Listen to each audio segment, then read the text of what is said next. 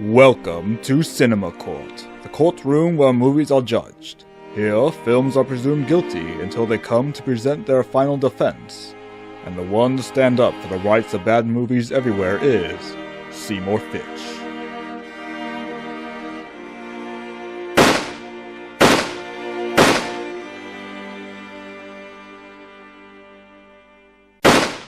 Court will come to order. The Honorable Judge Boord presiding. Counsel for the defense, you may proceed. Thank you very much, Mr. Judge, ladies and gentlemen of the jury, and viewers of the internet. Embracing change goes against everything in human nature.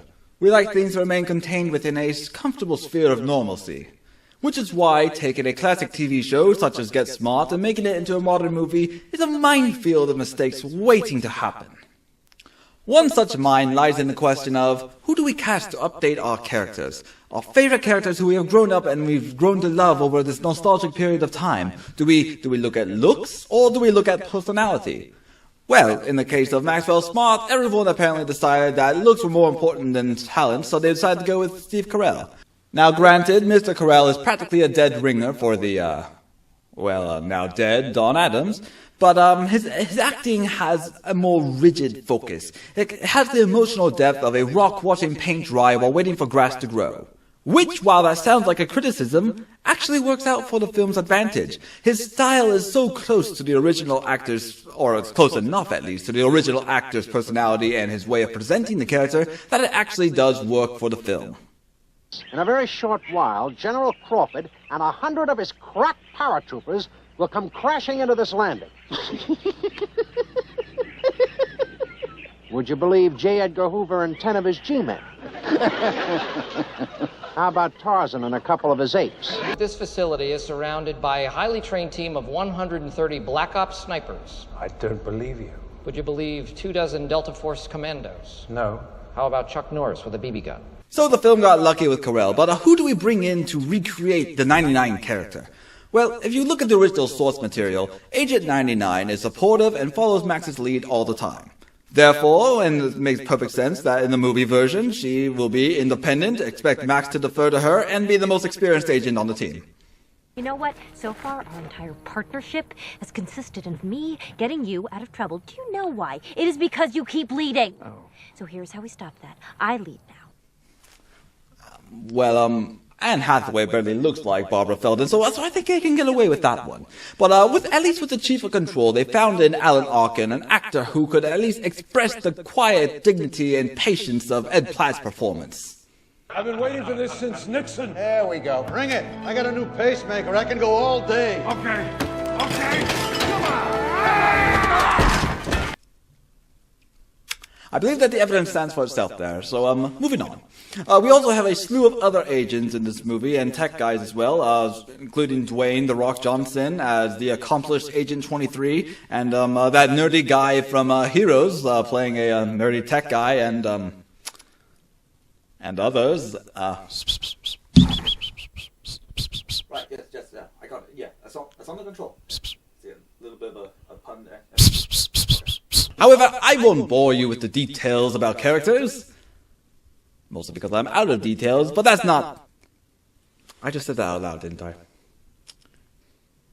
Anyways, since the writers hopscotched over the character bomb so well, they then came to the next problem. How to turn a 30-minute episode of a TV show into a full-length feature film. Now, this is a massive bomb and a very important one to hurdle over. So, how does Get Smart do? Surprisingly well, actually. The story is as follows. Chaos, the international group of evil, has acquired a nuclear bomb which they plan to detonate in LA. So of course it is up to Max and 99 to stop them from doing so. Now tell me, how many other movies have that as, okay, quite a few of them, but this one is funny. Because that is what Get Smart is at its heart.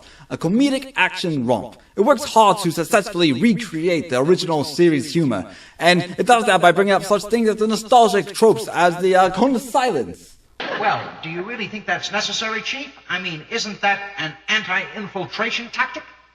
What? He wonders if that's an anti-infiltration tactic. Oh. Why am I talking to you? Okay, we have reason to believe that our security security was breached by chaos. You have to speak up. Can you hear me? I'm not hearing anyone.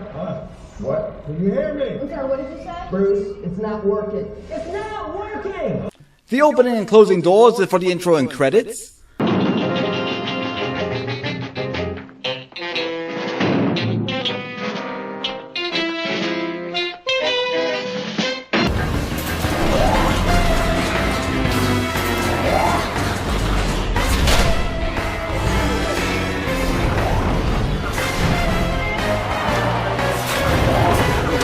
And of course, the typical Starker Siegfried lines that we've come to know and love.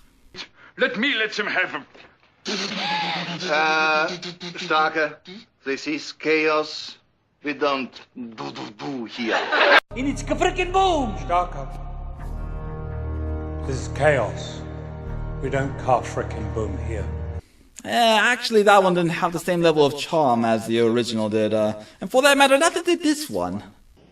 Missed it by that much.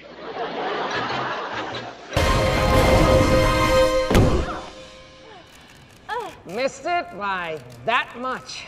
Those updates were just not strong improvements upon the original. And for that matter, some of the new comedy didn't work well either. For instance, what was up with that dance scene? I mean, I know it's meant to highlight Max and 99's competition to best one another, and also spark some romantic intrigue, but what's the joke? Is it that the woman is large? Did the movie have a vendetta against fat people? I mean, they made Max fat in flashbacks, but what was up with that? It was more odd than anything. It wasn't really that funny, per se. And then, of course, there was also the scene where Max is trying to get from Washington, D.C. to L.A. How did you get here? Do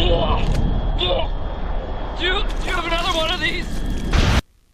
I mean, did anyone find that funny unless you are a fan of Adam Sandler movies? I mean, it was disgusting, it was stupid, and it was...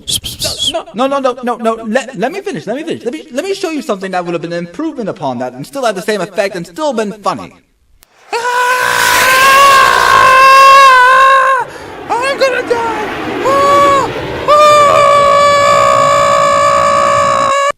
I took the liberty of putting that together for all of you. You're all very welcome. But you see, that might have at least gotten a chuckle out of some people. This just got grimaces of distaste and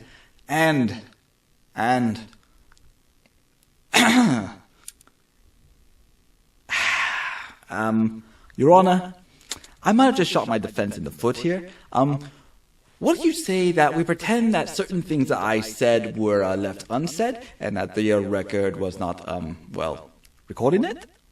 Overruled. Wrap up your defense, Mr. Fitch. Okay. Despite its flaws, Get Smart is truly a fun movie. It brought an updated look and feel to a TV series that I really loved when I was growing up. I watched reruns of it all the time. It was one of my favorite shows, and it remains one of my favorite shows. I want that to show in the record.